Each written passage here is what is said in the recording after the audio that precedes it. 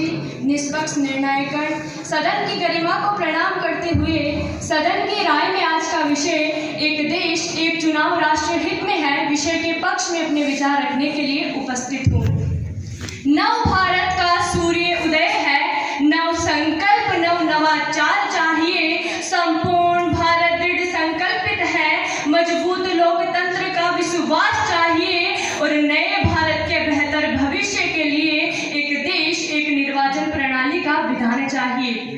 जी हाँ अध्यक्ष महोदय, आज के विषय पर वाद विवाद करने से पूर्व मैं ये स्पष्ट करना चाहूंगी कि भारत एक प्रजातांत्रिक देश है और इस प्रजातांत्रिक देश में निर्वाचन प्रणाली के तहत जनता इस लोकतंत्र का निर्माण करती है। लेकिन विडंबना तो देखिए, विश्व का सबसे बड़ा लोकतंत्र भारत हर समय चुनावी चक्रव्यूह में घिरा हुआ नजर आता है।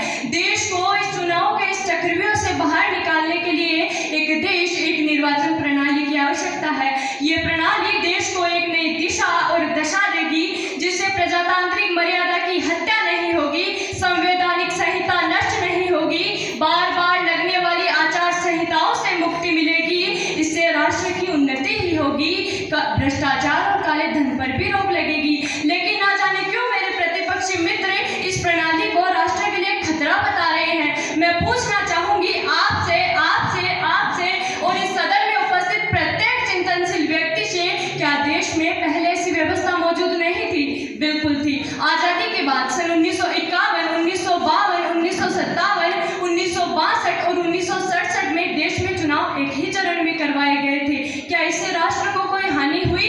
कदापि नहीं। फिर से मैं आप सभी से एक प्रश्न करना चाहूंगी कि क्या अन्य देशों में ऐसी व्यवस्था मौजूद नहीं है? बिल्कुल है। South Africa, Indonesia, Sweden, Ukraine, Colombia, Guyana, Germany आदि देशों में भी चुनाव एक ही चरण में होते हैं। क्या ये सभी देश आज राजनीतिक और आर्थिक रूप से सशक्त नहीं है? बिल्कुल है। मान्यवर, भारतीय संविधान के अनुच्छेद 356 और 357 का राजनीतिक रूप से दुरुपयोग किया गया था और इस प्रणाली को नष्ट कर दिया गया था। लेकिन भारत के बेहतर भविष्य के लिए इन दोनों अनुच्छेदों को शक्ति प्रदान कर देश में पुनः एक चुनाव करवाया जा सकता है।